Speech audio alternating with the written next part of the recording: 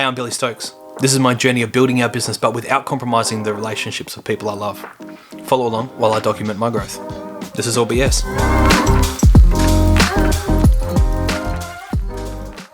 So, in the last episode, we kind of touched on my time at Hunky Dory, and I actually really struggled. I was talking with Bec. I was just like, God, what do I do after that? Because in my mind, then we just kind of ended up back in Kalgoorlie, and and I think this is also one of the blessings as to why I'm really looking forward to going through documenting all this is for my own recall. And it's just, it was really interesting. So what ended up happening after my time at Hunky Dory is I worked with this guy who was ambitious, but there's something to be said around trusting your gut, and I think as men we're not this great at it. Well, at least this has been my experience, not to generalize, but women trust their intuition a lot more, and have probably honed that skill. Whereas, for myself, I kind of use my logic to undermine my own gut intuition, and I'm learning to trust a lot more my gut. I'm a lot more trusting in my gut nowadays than I was a lot earlier, and and again, lessons learned. I'm glad I learned them when I did. But one of the things with this guy was, he wanted to build this, website development kind of business shindiggy thing, and it was just kind of half baked. The whole thing was half baked, and his vision wasn't really clear. And he's passionate about music and all these sorts of things. And anyway, I obviously had the sales background and everything else there. So I started working with him, and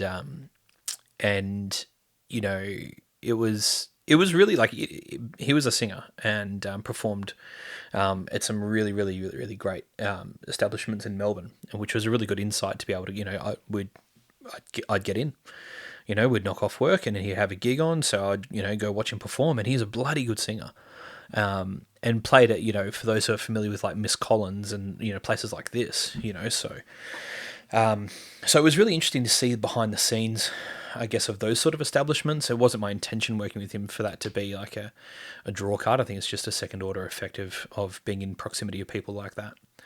So that was interesting for my own interest to understand, okay, well, how do these operations kind of work and get a peek behind the scenes.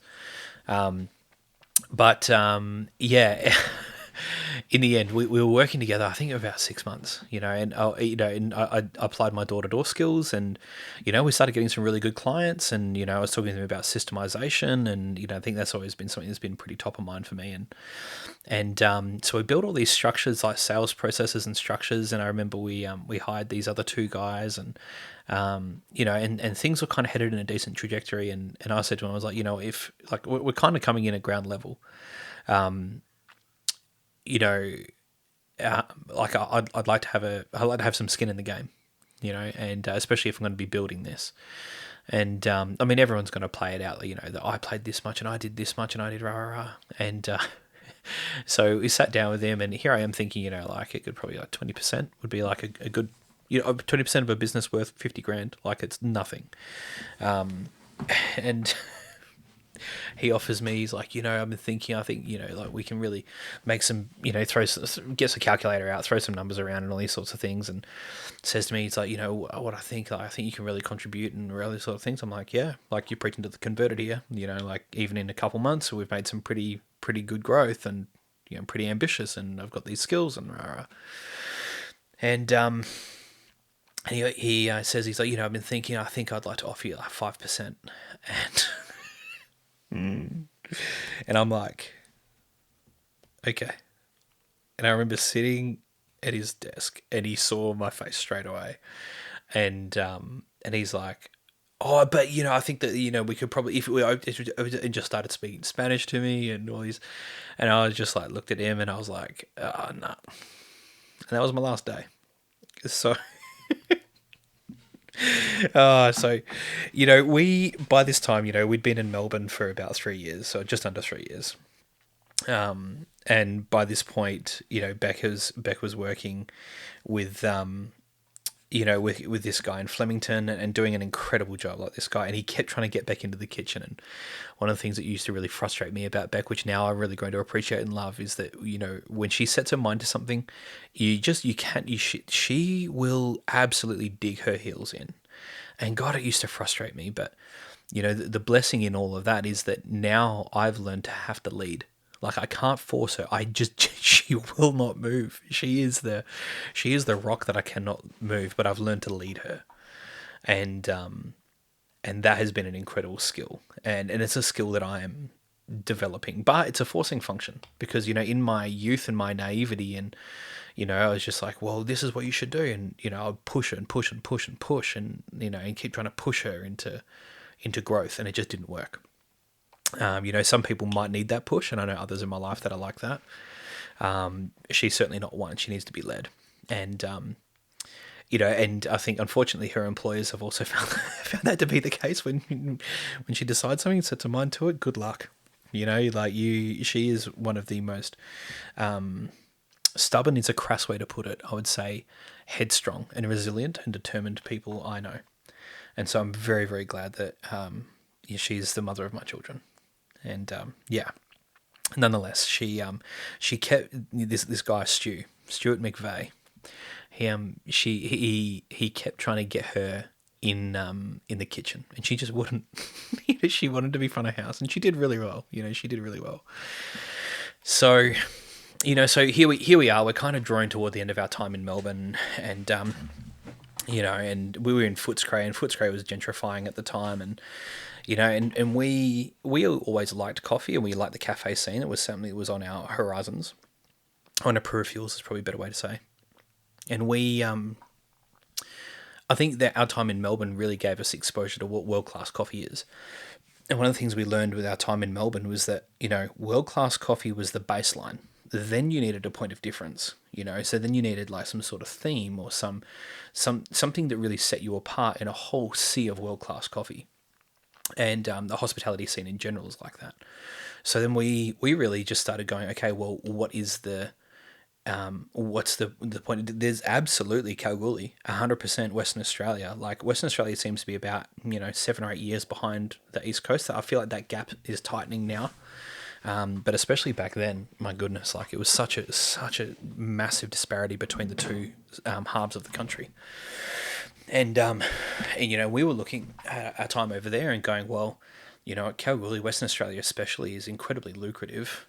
People are not short of an income, but they are most definitely underserved with respect to like the quality of product and the service that they're getting, and which is a norm over here. So we're thinking, okay, well, we think we could probably do something. So that kind of that's kind of where we're at. Was that we had $0 in the bank. We had no idea of how we were going to do it, but we just kind of knew that there was a significant gap in the market with respect to being able to really offer that incredible product and service. So that's kind of where we began. That's kind of where the seed, although the seed was planted, I would say that's kind of where it started to, below the surface, if we're going to use analogies, that's kind of where the first root kind of popped out from inside the seed. It hadn't germinated or anything like that, but that's where it was. So we decided, well, you know what, a bit of a combination of, what would you call it, like, not despair. Despair is too heavy. I'd say we were probably a bit disheartened and kind of despondent. But we certainly, our expectations of what Melbourne was going to be like were not matched by the reality. And one of the things that we were used to was this community where, I remember, here's a story. We had friends of ours over for dinner, and one of my best friends, who I still keep in contact with, an amazing guy, calls me up out of the blue, very out of character for him, and just reeling, just a culmination of shit day on shit day on shit day, reeling, and he was about 40 minutes away. And I just said to him, I was like, hey mate, like, you doing all good? And we kind of like brainstormed it a bit, and I said to these guys, I was like, hey, listen, like, I'm really, really sorry. Something's come up. I'm going to have to shoot off. So I jumped in my car and drove 40 minutes. I rocked up at his door, and I remember him saying, he's like, what are you doing here?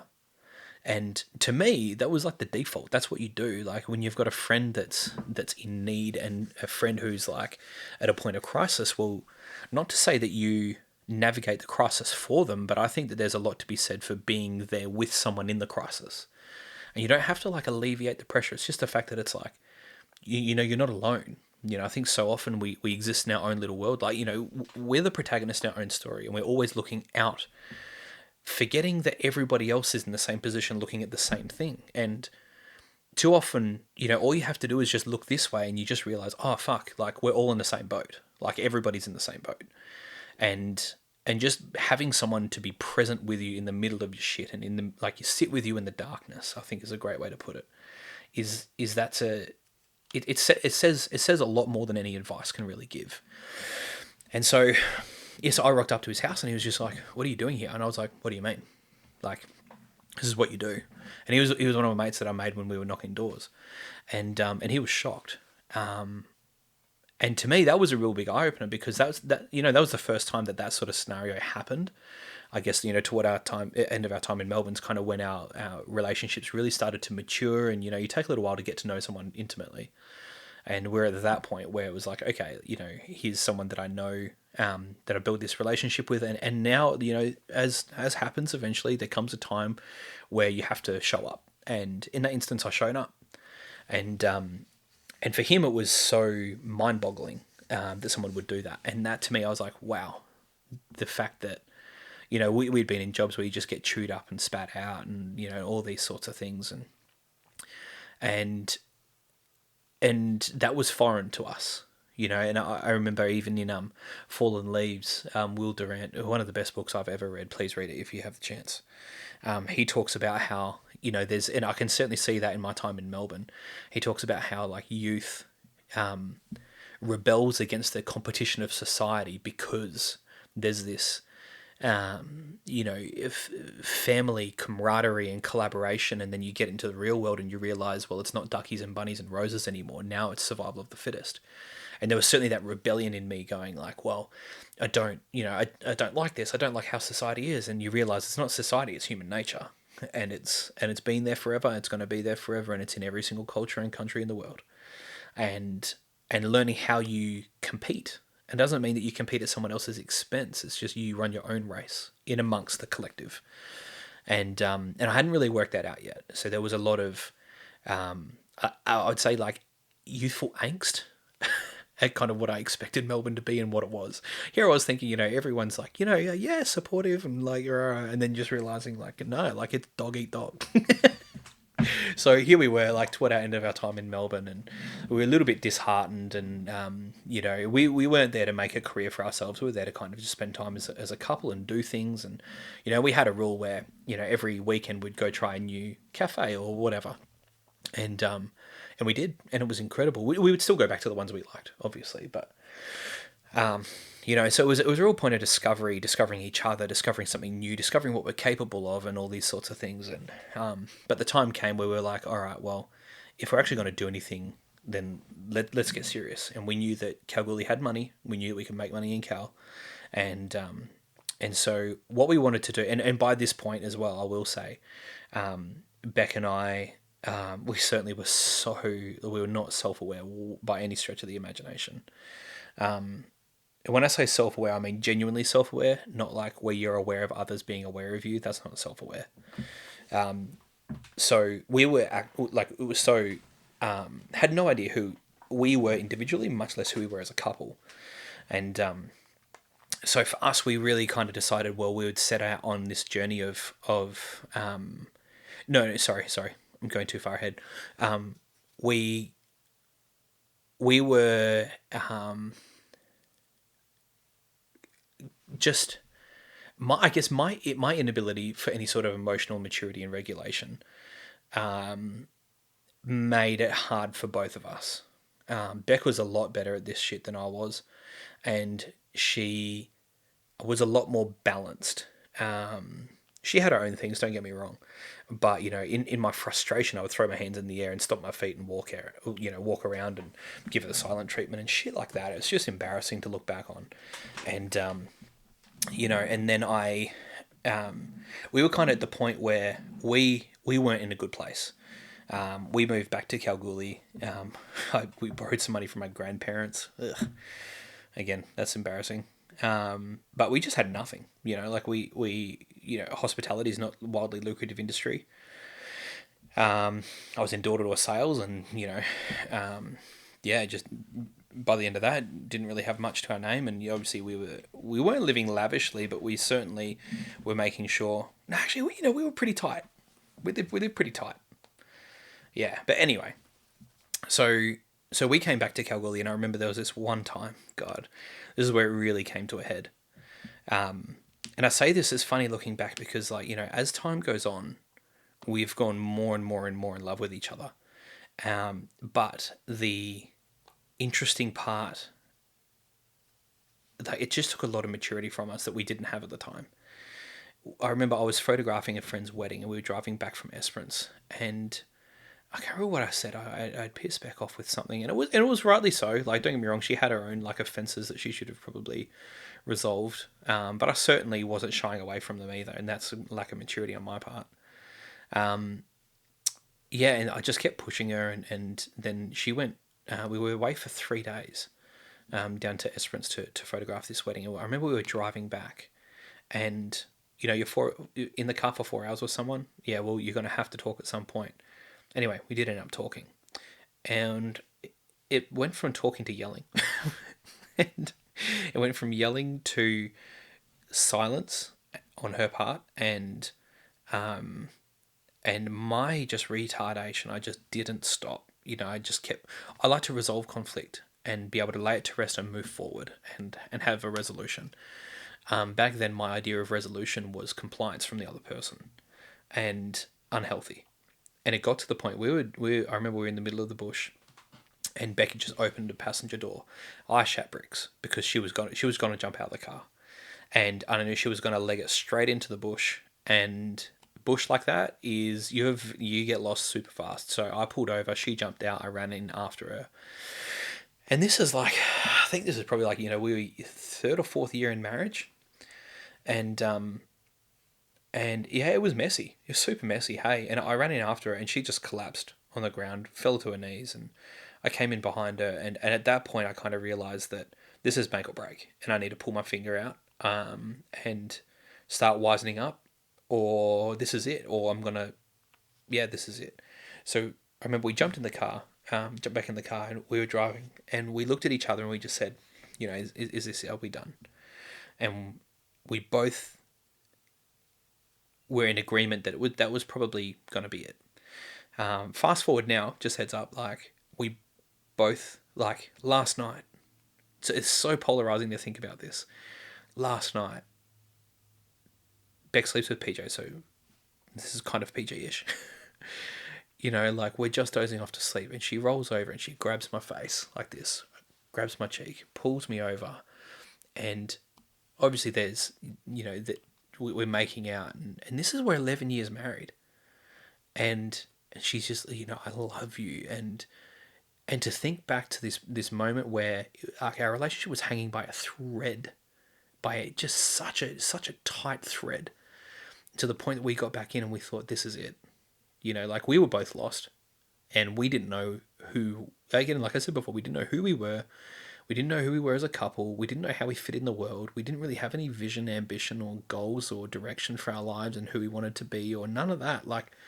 We were just kind of flying by the seat of our pants, which was great at the time. It's fun, and there's that youthful vitality and all these sorts of things. But man, everybody needs direction, and we just had none at the time. So we got back to Cal, and I was working in construction again. Prior to going to Melbourne and getting married, I was in construction earlier as well. So I was in construction and photography. I know, this is Kalgoorlie. Yeah, so I was back working with another mate of ours, and we were just saving money. We were just head down, arse up, trying to save as much money as we could. We saved about 30 grand in 6 months.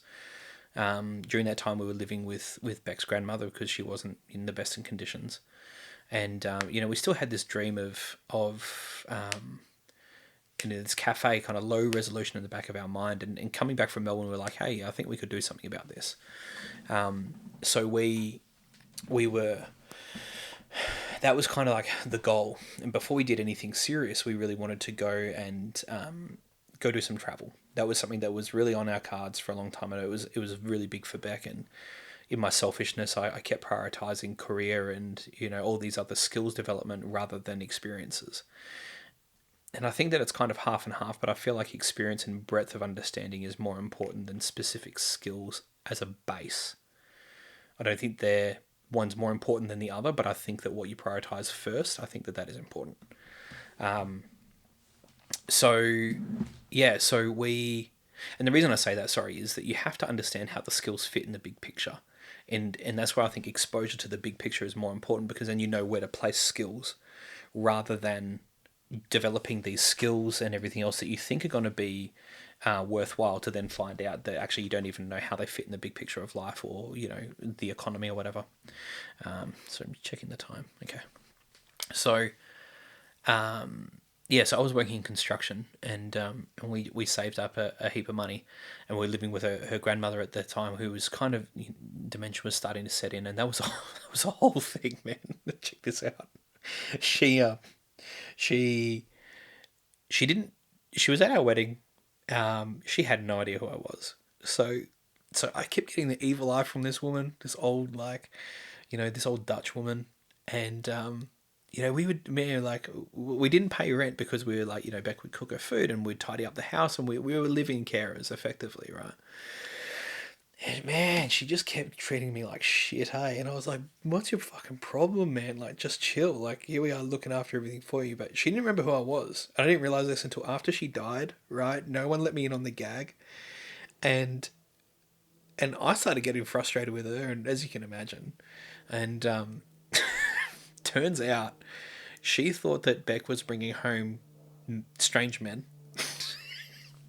So, like, she obviously recognized Beck, but then I would come out of the bedroom and she'd be like all like standoffish and stink eye, and then what happened, unfortunately, was that she would hide things like her money and her TV remote and jewelry and all these sorts of things from this strange man who's in her house, and that's warranted. The problem is, she would hide it. She would forget, because she was starting to lose her memory. She would forget where she put it and then blame me for stealing it. So dude, it was gnarly, eh?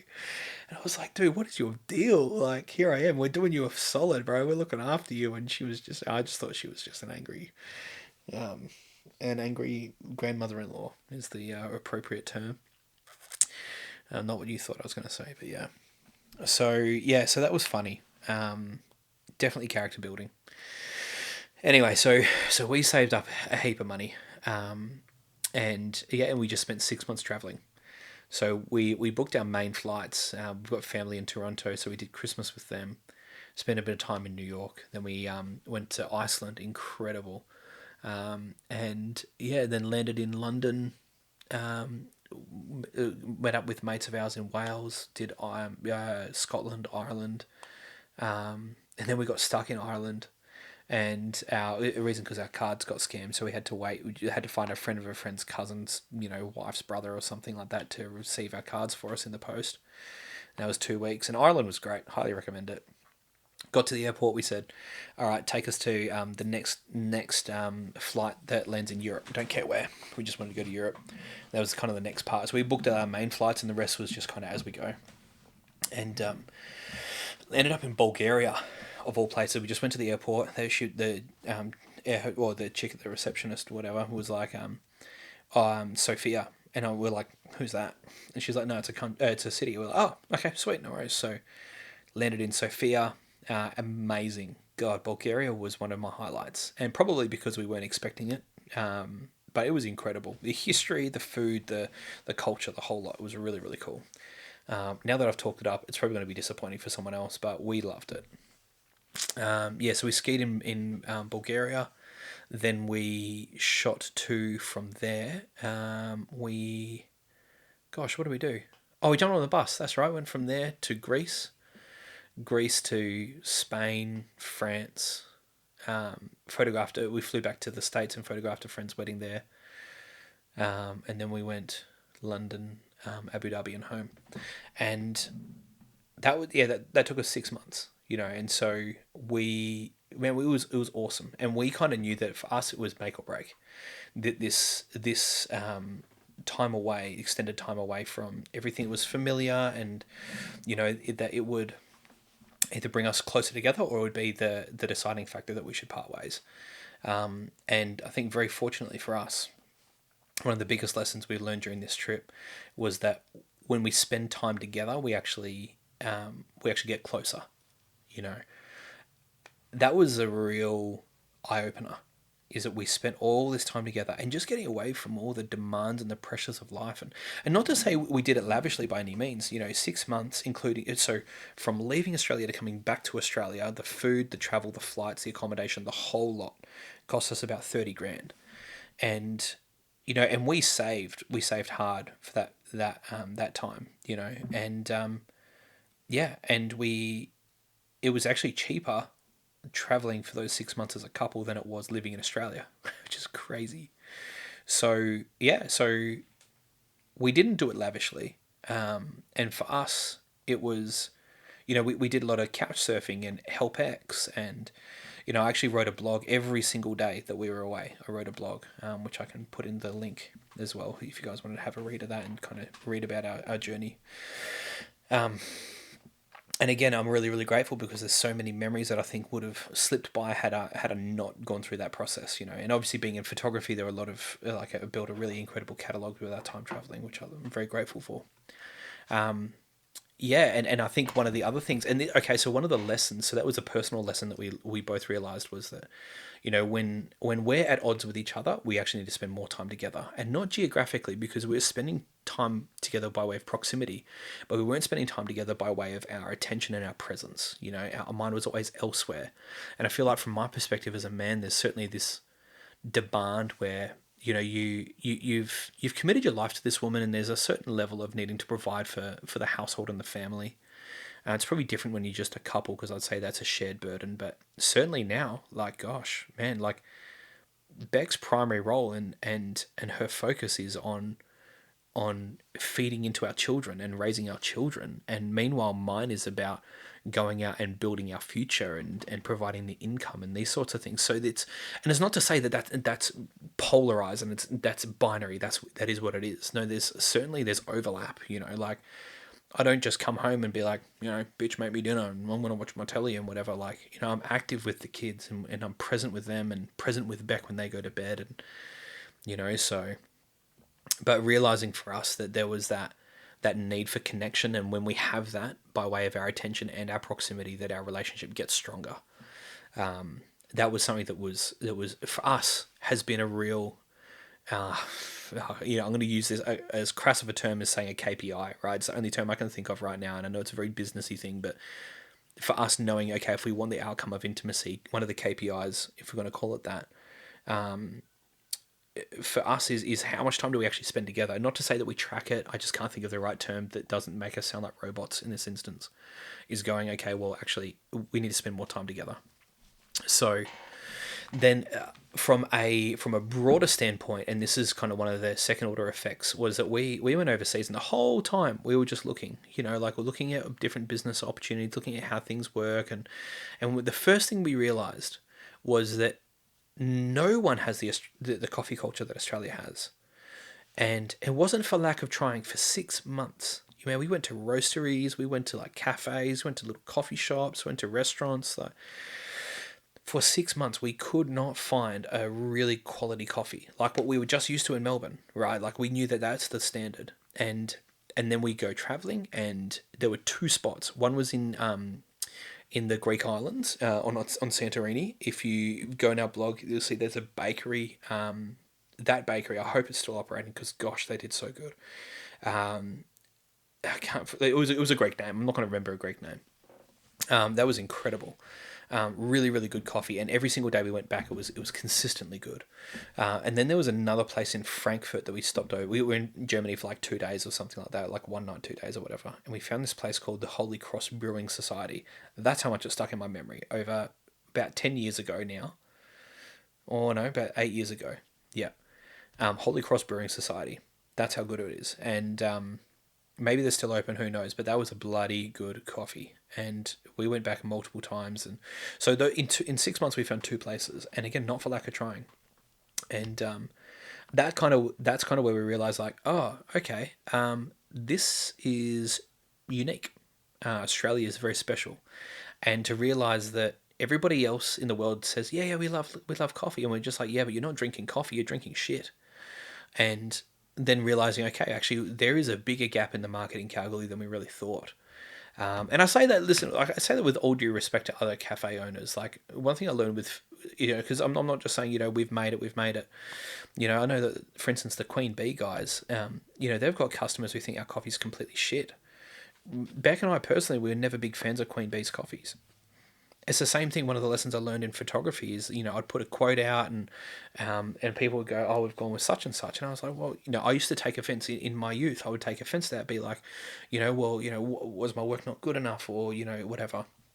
No. In the end, like, some people just have a different style. It's the same thing as, like, some people might like a Picasso over a Da Vinci. They just have that preference. They just like it more. And there's no point getting butthurt. Everybody knows what good tastes like. Everyone knows what good coffee tastes like. But some people have, they like more floral than a chocolatey base, or, So to us, we were just like, we think that there's a gap, and I say that to not say that other coffee, or cafe owners and that were doing a poor job. I just think that there was a gap in the market, and in all honesty, we were right in our assumption. So yeah, so we came back with an intent focus on now starting the business. So to kind of bring everyone up to speed, okay, so, I was homeschooled, and, Bec was doing her apprenticeship, and I had a little taste when I was at Bible College in New Zealand for what coffee, what the cafe scene's like, and I really liked it, and they kind of confirmed my assumptions on what I wanted to do. And then we got married, and we moved to Melbourne, and got exposed to coffee, and then we came back and nearly got divorced, and then we went overseas, and everything was great, and we came back, and I think that one of the things that came on the back of our travel, so it's like travel, the travel with us kind of saved our relationship, and I think one of the things that sustained our connection, our intimacy after coming back. So it's like, okay, well, we needed just to take a break from all the shit that was life at the time. And we came, yeah. Sorry, what I was just thinking then was, a part of our motivation for going to Melbourne was just like, my family wasn't in a great position at the time, and I just needed to get away. There was certainly a lot of survivor's guilt in that. I'll tell you that for free, which is something I ended up having to work through. But yeah, so it wasn't just for business. There was a lot of personal reasons also. Definitely still the right move. So yeah, we built this intimacy, but then we came back with purpose. And I think that was probably the thing that sustained our focus, is that we had this goal and this idea of what we wanted to do, and now we're able to work on it, and realizing, okay, like, our assumptions are, we've been testing our assumptions traveling, and realizing, okay, well, what our assumptions are, at least seem to be correct.